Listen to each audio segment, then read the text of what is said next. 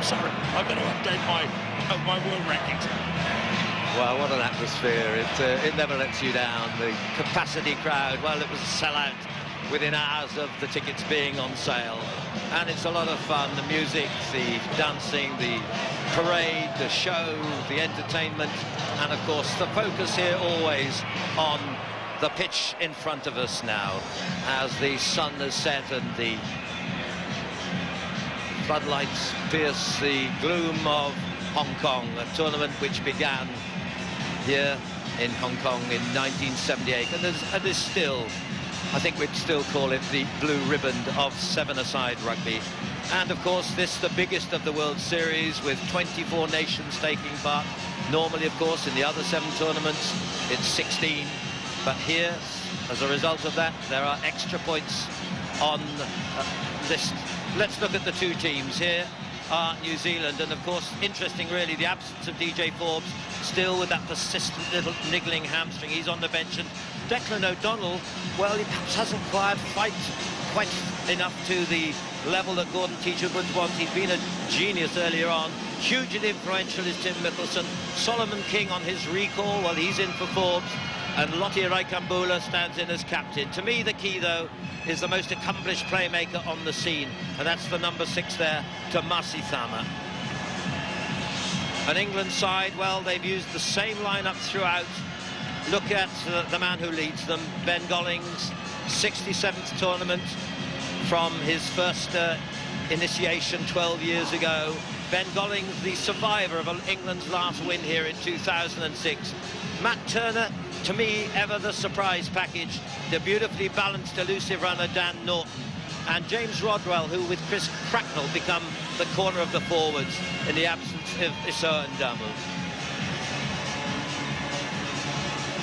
There is going to be a solemn moment amid all the chaos and dancing before this tournament final. Right throughout the week in the tournament here, there's been thoughts about recent disasters from 4 of the countries who are represented here. Earthquake in China and in New Zealand and in Japan, and the devastating floods of Australia. So the 2 teams are going to come out, and they are going to, on the public address system, invite the crowd to take part in 2 minutes of, or 1 minute of silence in memory of lives lost. A lovely gesture, but then that is rugby, isn't it? Sympathy when it's required, and of course all of us have been struck by the horrors of these recent global disasters that Keith has just mentioned to you.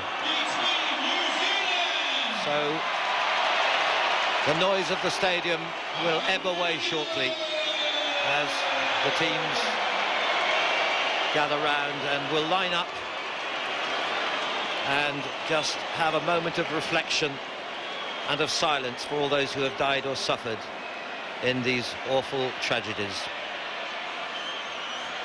Of course, one of the traditions here is singing of the 2 national anthems beforehand as well.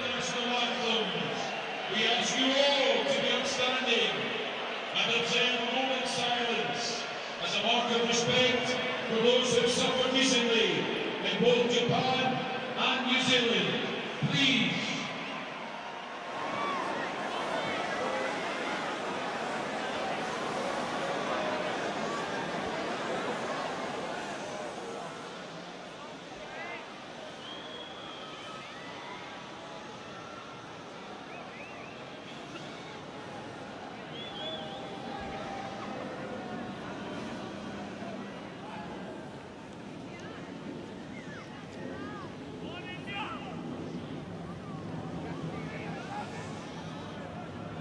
Thank you.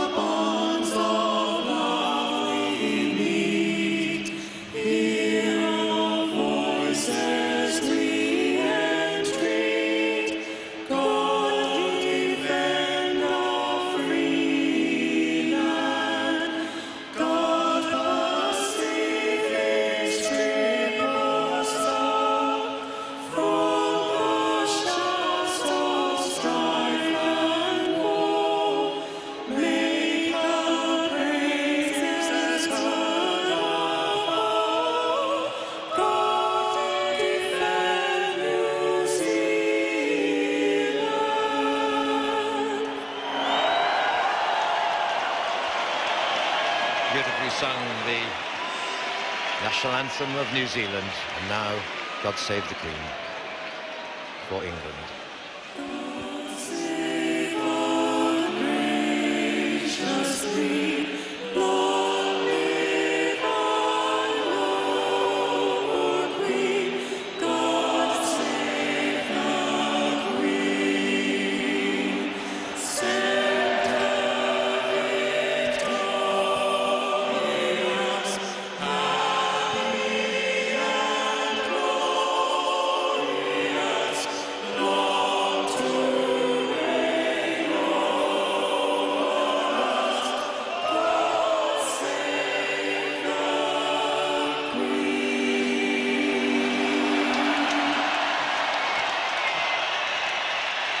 Very nice indeed. Just a solemn moment there of reflection, and then the soaring voices of the crowd and the soloists singing the national anthem. A big moment for the 30-year-old Sydney sider from Australia, Anthony Moyes. He's got the final, and England have resumed playing in their white jerseys. Particular honour, isn't it, for Anthony Moyes, because this is his first season on the international circuit. He did the Cup semi-final in George involving New Zealand and Fiji, and now the great honour. English coaches, two great coaches in charge of these two teams, Gordon Titchens and Ben Ryan. It's 7 aside, remember. Most of the time it's 7 minutes each way, but 10 minutes each way in the final. And at the end, you could say it'll be 7th heaven for the winners. This wonderful traditional tournament is underway, the Grand Cup final. And setting it off, the maestro, almost a legend now of Sevens rugby, Ben Gollings, but a knock on off the hand of James Rodwell, and he's taken, I think, a nasty knock. I hope not a dislocated finger for James Rodwell, as we look at DJ Forbes, who's had that hamstring trouble and so missed Las Vegas and is on the bench here. And as a water boy and not stripped off, so he won't be taking part. DJ Forbes wearing the green bib, of course, which means that he can run onto the field during the game. I think it was a dislocated finger. It hurt a lot, pulled it back in, so action again. Yeah, tough, these boys. Tough. Here's Tamasi Thama. Well, is he going to run the show as he's done so many a time? Wonderful talent. Great vision and a way for a man who's impressed this time, Toby Arnold. He really has. He's stepped up, and New Zealand, where they have been in 4 finals here, winning 3 of them against a team who've also been in 4 finals and won all 4, but not for 5 years. It was 2008 when New Zealand won here, and the great rivals here of this current season.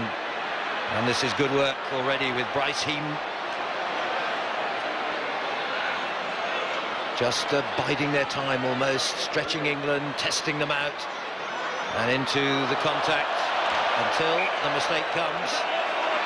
Well, just bear in mind also, we didn't mention, but we've had some showers around. The ball is not dry, and it's been very obvious in the handling sometimes.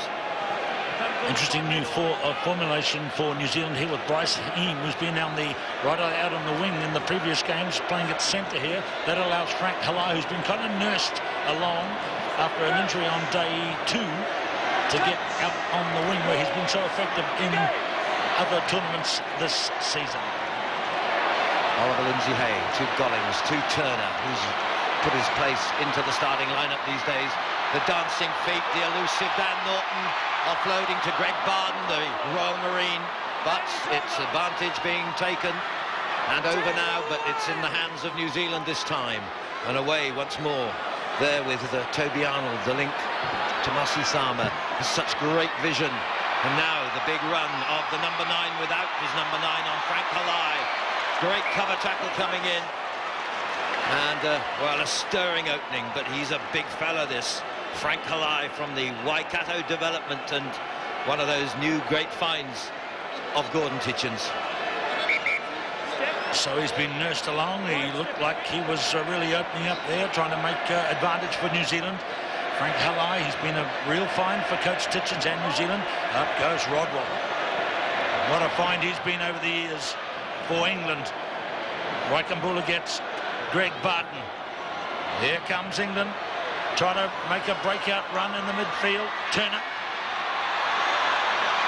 There's that slipperiness underfoot. Halfway line down Norton. Keane looks after him. Down it goes. It's well presented for England, but New Zealand drive over the top. It's come out to England.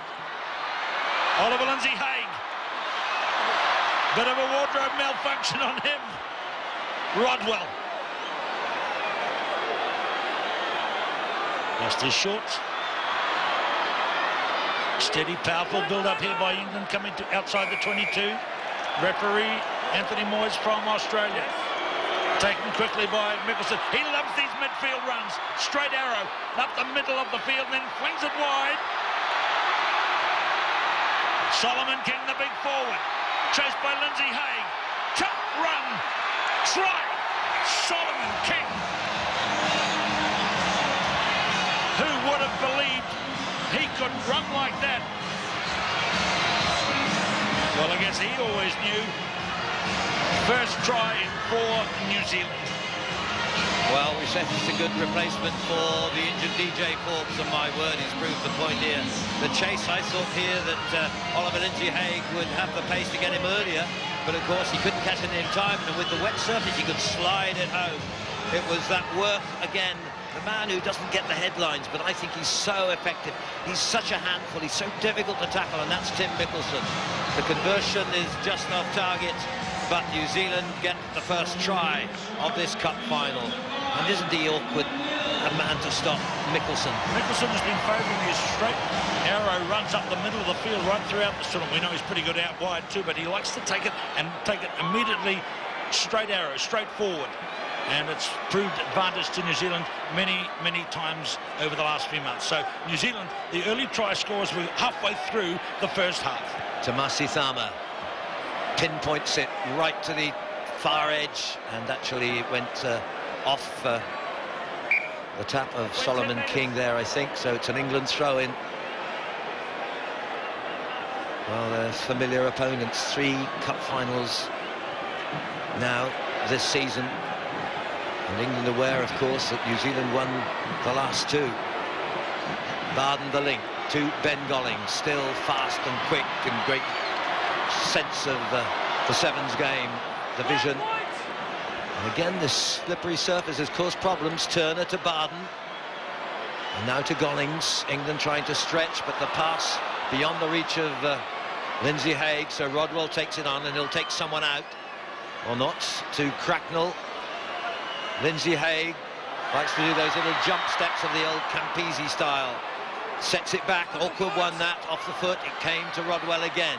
He's a bit isolated here, he can't hang on, and he knows that. And foraging there was Tim Mickelson once more.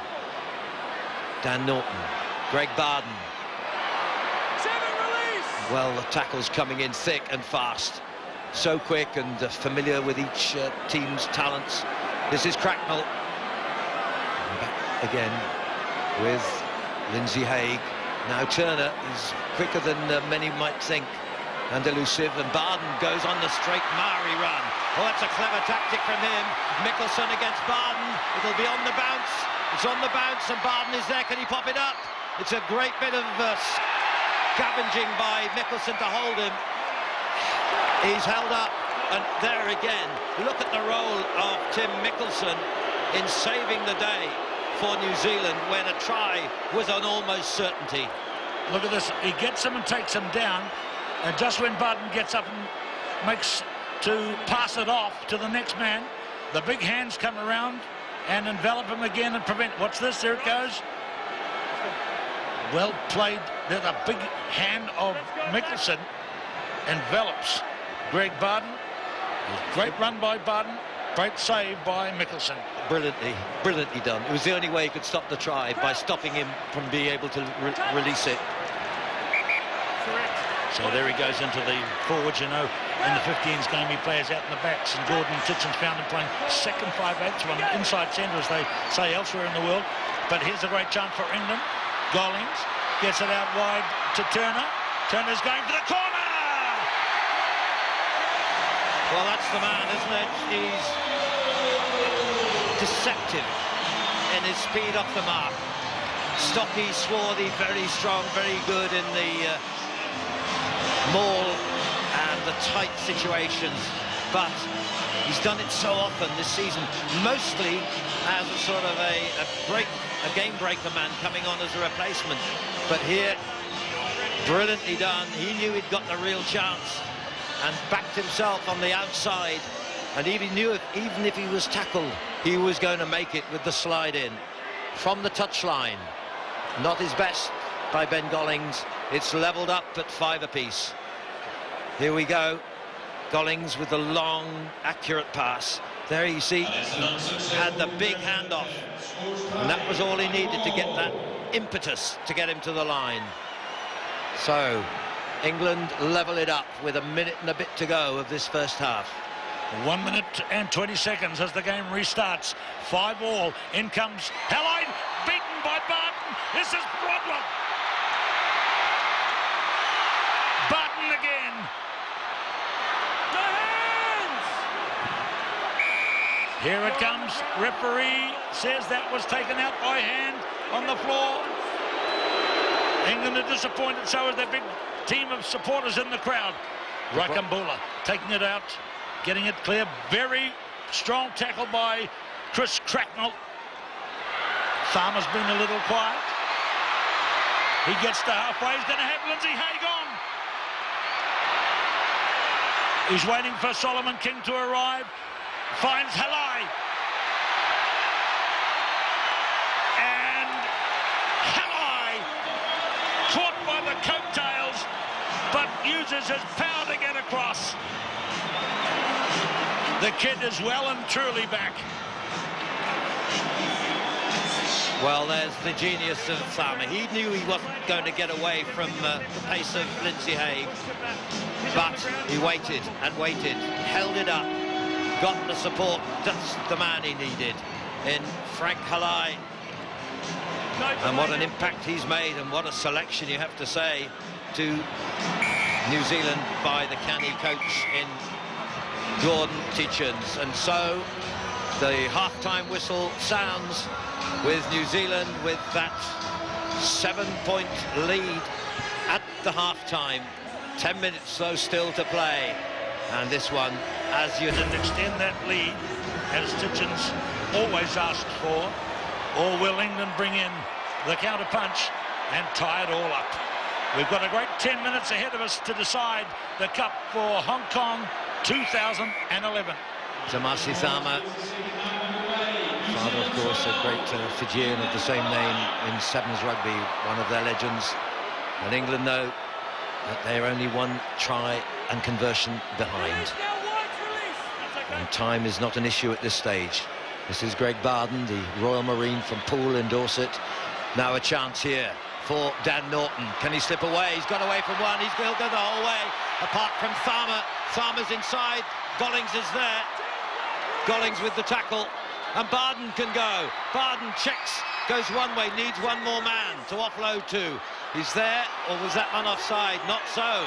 And it could be a counter-punch here with Halley. Frank Halley will not be caught, and this could be the turning point that puts it New Zealand's way. England so close. The referee saying no, that ball was free, he wasn't offside. And that is a real setback for England there. And Frank Halley, my word, his third try, and he has been sort of kept in the cupboard, hasn't he? And he's come out when he's needed most. Yeah, nursed. I nearly said mollycoddled through the first 2 days of the tournament. He went off in one game and looked quite seriously hurt. But look at this effort going in. But isn't this something here in the selection? You know, everyone would have said, surely Declan O'Donnell, the man who scored 20 tries in his first 4 tournaments. Maybe he'd run so much, and this guy had little exposure. And showing here how fit he is, the kick is just off the target. And so it's New Zealand who's stretched to a 12-point lead, and maybe he's done a little bit of damage, or, yeah, by the look of it. That's what took him off the field the other day, and looks like he's done his bit, but what a effort bit it was. What a hit, doing his bit. 2 tries. Frank Halley, take a rest. there's a good man going onto the field to replace you, and that is Declan O'Donnell, who's been well marked here and hasn't had many chances. So this is a big chance for him to make a comeback into the New Zealand team. Declan O'Donnell, number 8. Fast, quick throw in goes to Tharma. And here's our first look at Declan O'Donnell. He gives it away to Heem. Thank you. Toby Arnold, ever reliable. King is having a great game. Here is O'Donnell. What a good tackle on him by Norton. Arnold, number 10 for New Zealand. Gets away from Cracknell, number 12. Moving again to Heem in the midfield, Rakambula. Watching closely, Caprice is there. Dan Caprice, Mickelson. He's coming back to find his centre run, perhaps. Takes it down. Presents it for Tharma. Narrow side. Tharma's through. Tamasi Tharma. Well, the smile deserved, and this was the kind of skill and brilliance in sevens that he exudes. Tamasi Tharma there. Now look, he's pointing that way. He sees the gap. He sees the 2-to-1 chance. Uses the man on the left as the decoy, and knows he, without the greatest pace on earth, he knew that he was home, and this was a key try because it takes New Zealand 17 points clear. Let's look at his kick, but I did notice there when he was going the blind side that Oliver Lindsay-Haig had a slight slip when he was making his lunge. This man took it as a chance and was through and gone. It's a very dangerous footing for a rugby match underfoot. Everybody is the same, of course. Tom Powell takes the place of Chris Cracknell here, and England now with 6 minutes. Not impossible by any means, but it's looking a bit ominous for them here. And this man, once again, has been the conductor, the man with the baton, the chef d'orchestre. And it's Tharma who sets it underway. Oliver Lindsay-Haig. England need something a bit special now. This stadium in which they've been in 4 cup finals, winning all 4. But the last, remember, oh, and there's a switch over here, and it's a danger time. This could clinch it for all. O'Donnell just short of the line. And England are in trouble again with Tamasi Tharma weaving those circuitous routes that he does so well, but it's turnover ball. Barden, now it's in the hands of Dan Norton. Norton trying to get away, needs some help. England now still in their 22, building it up with Rodwell to Gollings. And England have brought on the number 8, which is Dan Caprice, and that was unfortunate for him. Not an easy ball to pick up off the deck, and England have gambled by putting on their 2 Dans. Caprice now added to Norton, and so 5 minutes remain, and clock running down with New Zealand bringing on Buxton Papa Ali, and he's a real will-o'-the-wisp, this man from Otago. Only made his debut this season, but already one's seen the skills and talent, and Tamasi Tharma has played his part yet again. He certainly has, and this inclusion of Buxton Papali'i will be of real interest into the game as England bring on John Drake, because he's got twinkling feet, and it might be hard to contain him in the slippery ground underneath. Let's watch. Just hope all around the world you're watching this. It's going everywhere, all the way across the USA. It's live there in Europe and Africa, Australia, New Zealand, South Africa, and England now desperate to get some sort of score. The 2 men of such similar characteristics and skills in sevens. This is Dan Norton and Caprice now. Oh, he saw the half chance up the blind side, but didn't get the ball quickly enough. Break to Barden. He'll have to offload to someone. Look at the pressure coming in here from New Zealand. 4 players over there where the ball is. And in front of the England post, they just cannot get away. And this is Rodwell backing himself, and he's got a bit of pace for a second row forward with fast years. Can he hold it? It's lost and released, and off goes Papa Ali. He's gone wide, but he knows he's going to come back, and this is the intelligent way of playing seven, stretch the opposition and then switch the other way. Here into the hands of Bruce Heim. Heim sets it up on the halfway, popped back by Solemn King. And then the play of Toby Arnold and the kick and chase. And Dan Caprice is there. Popo Ali with the challenge, but he skipped out of it. It's running out of time for England here with 3.5 to go. Tom Powell, John Brake. Now with Dan Norton. Can they counter here and put pressure on New Zealand? Not held. So a legitimate move by Caprice. Gollings still there. Tom Powell, pretty fresh, rather Rodwell. Back inside to Barden, to Gollings. Good hands. Gollings taking on the charge himself. But New Zealand are still there in numbers, and it's popped up. I think it was Mickelson, once again doing some great work. And here come New Zealand. But the tackle is superb on Popo Ali. Into the hands, flicked back by Dan Norton. England maybe with a chance here. Barden goes, and Barden pulls one back for England. It's not yet done. 2.5 minutes to go. Superb sequence, and what commitment there by England. And this man, probably the slowest of the England side, really went hell for leather and kept England hopes alive. This is just the last stage of about 2 minutes of toing and throwing up the field and back. And then Barden carries it to the line. There's a fair amount of leg weariness out there now from both sides. But still, critical time to play here. 2 minutes to play. New Zealand know that England have to score twice to get the lead. But if they score very quickly from the restart, we could come down to a really knife-edge last minute of play. Ben Gollings to restart. The kick has to be exact. He's kicked it wide to the 10-metre mark. Taken by Heem from New Zealand. And Rodwell, is it Barden, falls heavily.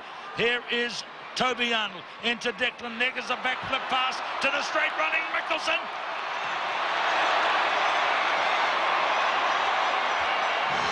Mickelson in. And Gordon Ditchens knows that's the clincher. With 1.5 minutes to go, New Zealand stretch beyond an England counter-attack chance. Well, I think he's had an outstanding tournament in many aspects, and not least the pace and the difficulty of just getting him down and holding him. And here, well, he knew it was himself or no one.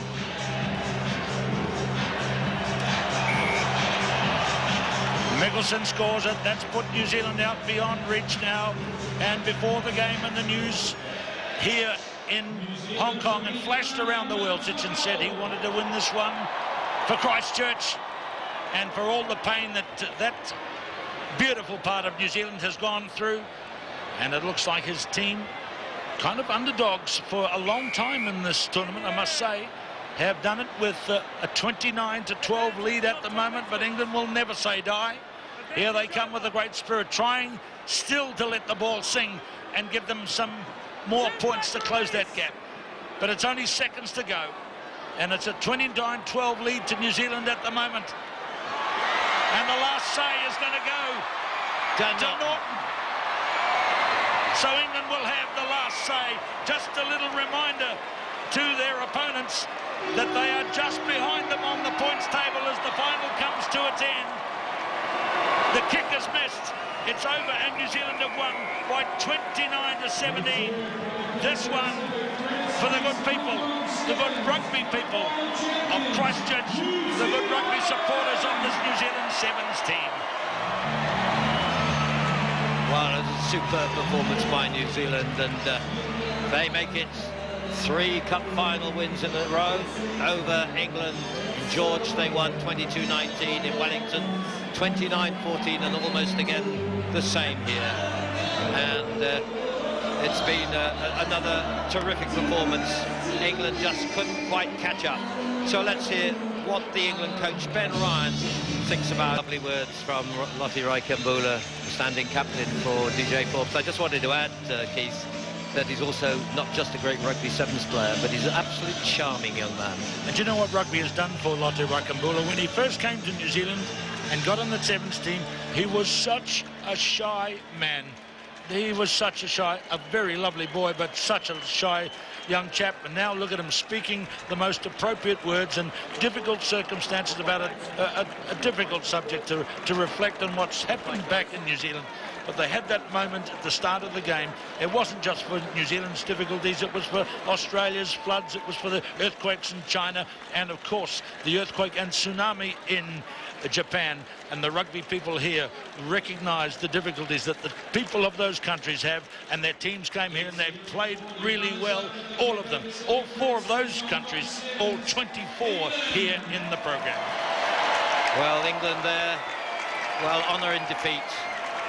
And now the moment of presentation. I'll hand over to Keith for that, but I just wanted to pay a particular tribute to Tony Tyler, the chief executive of Cathay Pacific, who along with Credit Suisse are the title sponsors of these sevens, and I think he'll be up in the presentation party, and it may perhaps be his last time here as a resident. I understand he may well be going back to the UK, but he, as a very keen rugby player himself in his younger days, has, with Cathay Pacific, his company of which he's CEO, been wonderful supporters of this event and the seven-a-side game in general.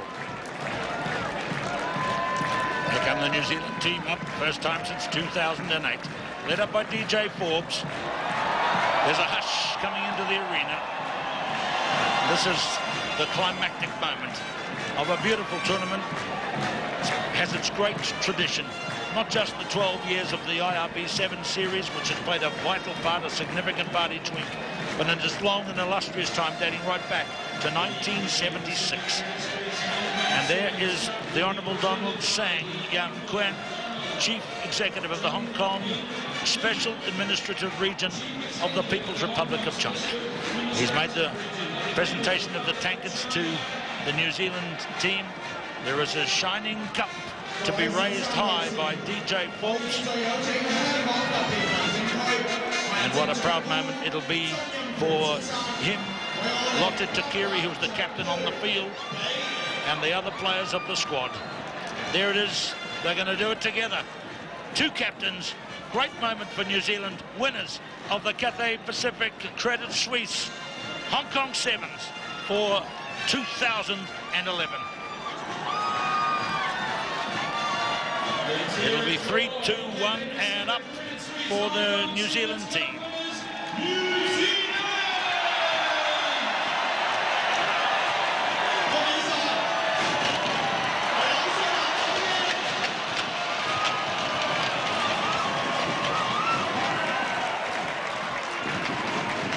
And nothing less than deserved. So we come to an end of another magnificent Hong Kong Sevens. It's been as good as ever, and a great final, and some wonderful events. Seeing Russia and Portugal getting into the Cup quarter-finals is telling us all how this game is spreading across the globe. And as the fireworks hit the night sky, we can tell you, of course, now that New Zealand lead the IRB World Series Championship with their 30 points. New Zealand on 110, England behind on 105, not out of it. Fiji and Samoa, who played so well along with South Africa, are, well, not that far behind, and we've still got another 3 tournaments to go, of course, next week in Adelaide. So the Shield to Kenya, the Bowl to Canada, the Plate to South Africa, and of course for the winners, $100,000 isn't a bad thing either, as Gordon Teachins has smiles on his face. For the runners-up, $25,000 and $12,500 to each of the semi-finalists. So, as the wonderful massed bands strike up, this emotional farewell that greets us here in the stadium, to Keith Quinn and Wyn Griffith, to Willie Losey, myself, Nigel Stammer-Smith, as well as our director for all our games, Steve Jameson, to Proactive, and to Sean Glover and his team on HD Vision for all their remarkable statistical influence and information. We say goodbye across the world, and from Keith and myself, well, for Keith, the celebrations that you will now see, because I guess it won't be long before there's a Haka coming this way, and we'll say goodbye and God bless from myself, Nigel Stammersmith, and the final word from Keith Quinn. Thank you very much, Nigel. Great to work with you. There goes the champagne. The corks are popping. Gordon Titchens is on the sideline. Titch, 4 gold medals. How special is this moment? Yeah, it is special. You know, it's the Hong Kong Sevens. That's where it started for me way back in 1994. You know, it's winning at them was really special, and again, it hasn't changed. You know, it's I mean, magnificent crowd here, a lot of support for England and for ourselves, and a great final, I thought. You had your fair share of injuries, and you seemed to get over that. Frank Halai was tremendous, but this match you dedicated to Christchurch. Yeah, it is. We certainly, that was certainly on the back of our minds.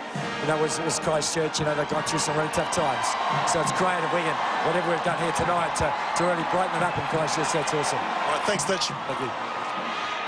So the last act of the wonderful 3 days of rugby activity will be the traditional New Zealand haka, which the team of the Sevens only do when they win.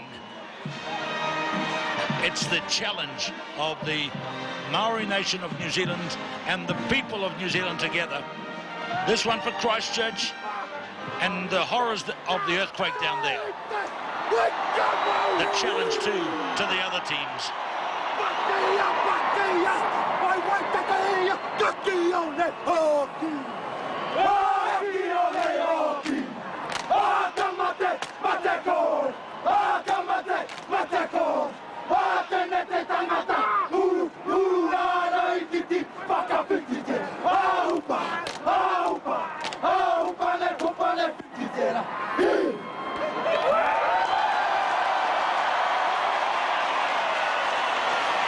Shirts off.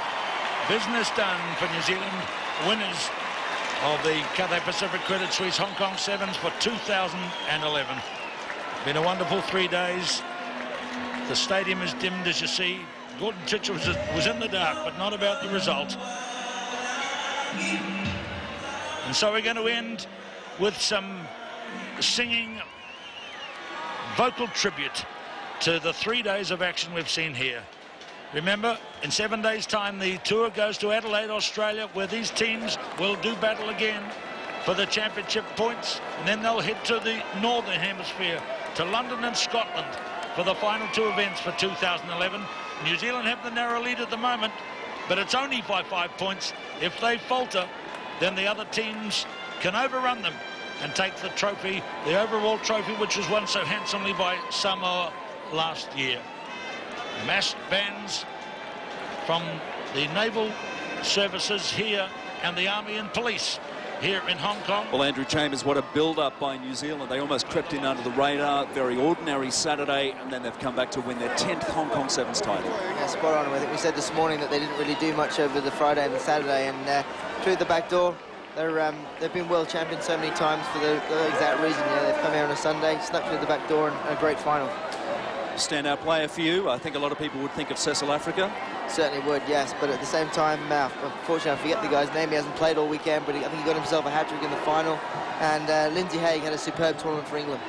Okay, thanks for joining us. And just a reminder for football fans not to miss our coverage of Germany against Australia on Tuesday night on J.